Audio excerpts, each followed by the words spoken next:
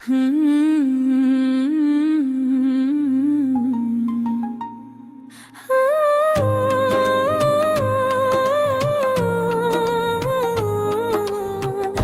آب به جوبار و چون باد به دشت، روزی دگر از نوبت عمرم بگذشت.